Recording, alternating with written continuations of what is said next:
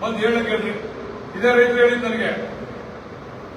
ಅವಾಗ ವಿಡಿಯೋ ಮಾಡ್ಕೋಬೇಕಾಯ್ತು ಅಷ್ಟು ನಾವು ಹೋಗಿರಾದ್ರೆ ಆಯ್ತಪ್ಪ. 2018 ಕೊಡ್ತಾ ಇದ್ದ ರೆಸಲ್ಯೂಷನ್ ಅವರೇ ಅಧಿಕಾರಕ್ಕೆ ಬಂದಾಗ ತರಿಸ್ಬಿಟ್ಟು ಕ್ಯಾಬಿನೆಟ್ ನಲ್ಲಿ ನೋಡಿ ನೀವು ಡ್ರಾಪ್ ಮಾಡ್ತೀನಿ ಅಂತ ಮಾಡೋದು ಮುಗಿದಿತ್ತು, ಮಾಡೋದಾಗಿತ್ತಲ್ಲ. ಈಗ ನಾಟಕ ಹಾಕಬೇಕು ಆನ್ಲೈನ್ ರೆಸಲ್ಯೂಷನ್. ಅದರಿಂದ ತೊಂದರೆ ಏನಾಗ್ತಿದೆ ಅಂತ ರೆಡ್ ಝೋನಿಂದ ತೊಂದರೆ ಏನಾಗುತ್ತೆ ಅಂತ ನೀವು ಆಗಲೇ ಮಾಹಿತಿ ತಗೊಂಡಿರ್ಬೇಕಲ್ಲ. ರೆಡ್ ಝೋನ್ ಇರೋದ್ರಿಂದ ಯಾವುದು ಏನು ಕೂಡ ಅಲ್ಲಿ ಕನ್ವರ್ಷನ್ ಆಗಲಿ ಮತ್ತೊಂದಾಗಲಿ ಅಭಿವೃದ್ಧಿ ವಿಚಾರ ಮಾಡ್ಲಿಕ್ಕೆ ಸಾಧ್ಯ ಇಲ್ಲ. ಎಲ್ಲರೂ ಕೂಡ ಅಮಾಯಕರು. ಯಾರಿಗೆ ತೊಂದರೆ ಆಯ್ತು, ಯಾರಿಗೆ ಅವ್ರ ಮನೇಲಿ ಒಂದು ಒಳ್ಳೆ ಕಾರ್ಯ ಮಾಡಬೇಕು, ಅವ್ರ ಮಕ್ಕಳು ವಿದ್ಯಾಭ್ಯಾಸ ಮಾಡಬೇಕು, ಅವರೆಲ್ಲರೂ ಕೂಡ ಟೋಬೆ ಪ್ರೈಸ್ ಕೊಟ್ಟಿದ್ದಾರೆ ಜಾಗನ. ಯಾರಿಗೆ ಬೆಂಗಳೂರಿನವ್ರಿಗೆ ಒಂದು ಪೆಟ್ರೋಲ್ ಬಂಕ್ ಮಾಡೋದು ಜಾಗ ಇಲ್ಲ ಅಲ್ಲಿ, ಒಂದು ಹಾಸ್ಪಿಟಲ್ ಮಾಡೋದು ಜಾಗ ಇಲ್ಲ, ಒಂದು ಡೈರಿ ಬಿಲ್ಡಿಂಗ್ ಕಡೆ ಪರ್ಮಿಷನ್ ಇಲ್ಲ ಅಲ್ಲಿ. ಅಂದ್ರೆ ಇದೆಲ್ಲ ತೊಂದರೆ ಅಲ್ವಾ ರೆಡ್ ಝೋನ್ ಇಂದ? ಕುಮಾರಸ್ವಾಮಿ ಅವರಿಗೆ ರೆಡ್ ಝೋನ್ ಮಾಡೋಣ ಕೇಳ್ರಿ. ಇದನ್ನ ಕೇಳ್ತಾನೆ ಇದನ್ನು ಒಬ್ಬರ ಕೇಳಿ ರೆಡ್ ಝೋನ್ ಮಾಡ್ತಾರೆ ಕುಮಾರಸ್ವಾಮಿ ಅವರು. ಏನು ಮಾಡಬೇಡ ಅವ್ರು ರೆಡ್ ಝೋನ್ ಮಾಡಬೇಡಿ ಅಂತ ಕೇಳಿ. ರೆಡ್ ಝೋನ್ ಅಲ್ಲಿ ಒಂದು ಗೊತ್ತಾಗೋದು ಕುಮಾರಸ್ವಾಮಿ ಅವರಿಗೆ ಕೇಳಿ ಹೋಗಿ. ಸುಮ್ಮನೆ ಏನೋ ಇಷ್ಟ ರೆಡ್ ಝೋನ್ ಏನು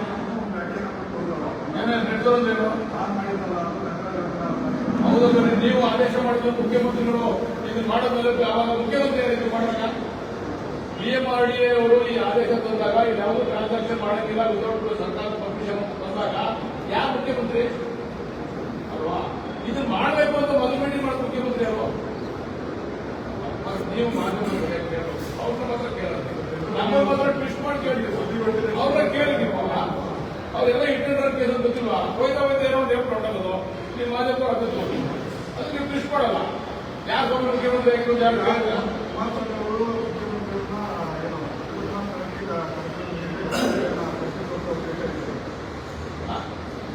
ಶಕ್ತಿ ಅಲ್ಲ, ಇದು ಉದ್ದೇಶ ಏನು ಗೊತ್ತಾ?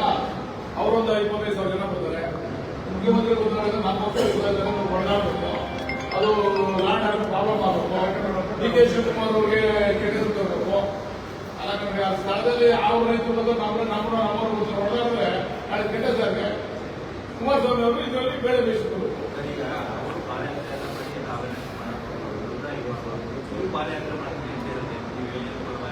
ಇಲ್ಲ, ನಾವು ನಮ್ಮ ರೈತರುಗಳು ಬೇಡ, ನೀವು ಅವ್ರು ಯಾಕೆ ಮಾಡ್ತಾರೆ? ನೀವೇ ಮಾಡ್ತೀರಾ? ನೀವು ಯೋಚನೆ ಮಾಡಬಹುದು, ನೀವೇ ಅವರೇನೋ ಬೇಡ ಅಂತ ಅವ್ರು ಮಾಡಿದವರನ್ನೇ ಬಂದು ಇವಾಗ ರಾಜಕಾರಣ ಮಾಡೋದು ಬಾಧ್ಯತೆ ಮಾಡ್ತಾರೆ. ನಾವು ರಾಜಕಾರಣದ ಬಾಧ್ಯತೆ ಮಾಡೋಣ. ನಮಗೆ ಪರಿಹಾರ ಬೇಗ ಕೊಡಿ, ನೋಟಿಫಿಕೇಶನ್ ಬಗ್ಗೆ ನೋಟಿಫಿಕೇಶನ್ ಮಾಡಿ ನಮ್ಗೆ ಬೇಗ ಪರಿಹಾರ ಕೊಡಿ. ಸ್ವಾಮಿ ನಮ್ಮನ್ನು ಇನ್ನೊಂದು ವಿಷಯಕ್ಕೆ ಸ್ವಲ್ಪ ಇಟ್ಟಿಲ್ಲ ಅಂತ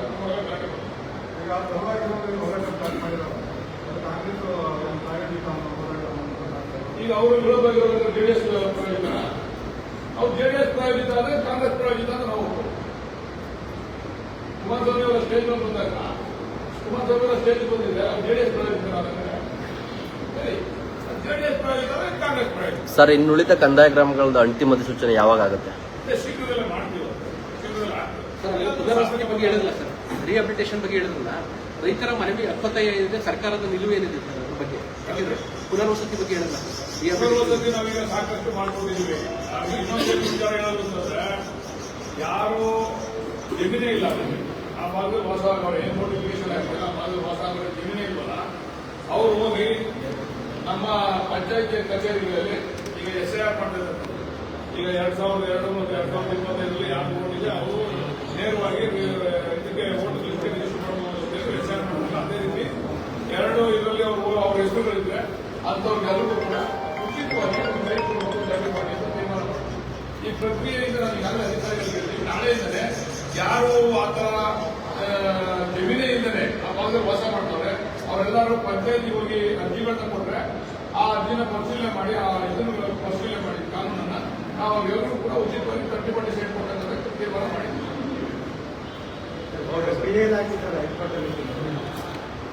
ತಪ್ಪೇನಿದೆ, ಅವರು ಹೋರಾಟ ಮಾಡಲಿ, ತಪ್ಪೇನಿಲ್ಲ. ನಾವೇನು ಅವ್ರನ್ನ ಇದು ಮಾಡ್ತಾ ಇಲ್ಲ. ಪಾರ್ಟಿ ಅವ್ರ ಕೋರ್ಟಲ್ಲಿ ಕೋರ್ಟ್ ತೀರ್ಮಾನ ಎಲ್ಲರಿಗೂ ಅಂತಿಮವಾಗಿ ನಾವು ಕಾಲ ಆಗಲೇಬೇಕಲ್ಲ, ನಾವು ಕೊಡಬೇಕು. ಸರ್, ನಿಮಗೆ